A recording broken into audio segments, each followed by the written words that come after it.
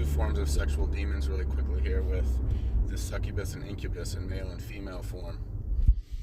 I hear a lot in Eastern philosophy, specifically when they talk about, when people talk about semen retention and retaining one's seed, and this could go for a male or a woman, man or woman, of course.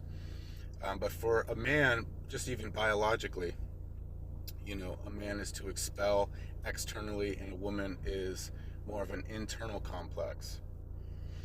So when I hear people speak about how saying like a wet dream doesn't drain your energy, because I hear people online talking about like, oh, well, it wasn't my fault, I didn't masturbate or do something willingly, it was coming in the form of a wet dream. A wet dream is still absolutely, whether you remember it or not, or conscious of it or not, there is absolutely a force that is at play, that is manipulating and exploiting our unexplored, unhealed, unprocessed, or unaccounted for fleshly desire. And along one's path or process, you come to realize, like, not only do you need to put on the armor of God when you wake up and start your day, you need to do it before you go to bed, because demons absolutely attack you in the night. They absolutely can come and try to suspend you in the night. And a wet dream is absolutely draining of one's spiritual energy. Don't get it twisted, folks.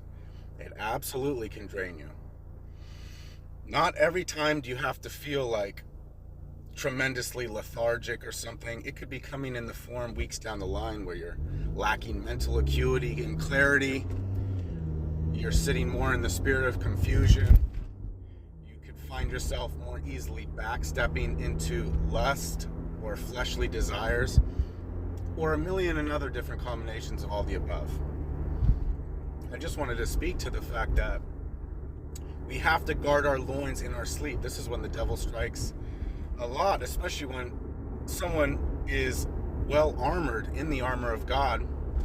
The enemy will strike more often than not in an individual's sleep state, because this is when we're more vulnerable and susceptible, and the enemy will exploit any little chink in our armor. This is why we have to take full accountability over our fleshly desires and look those demons right in the eye and fully process and take account for these things.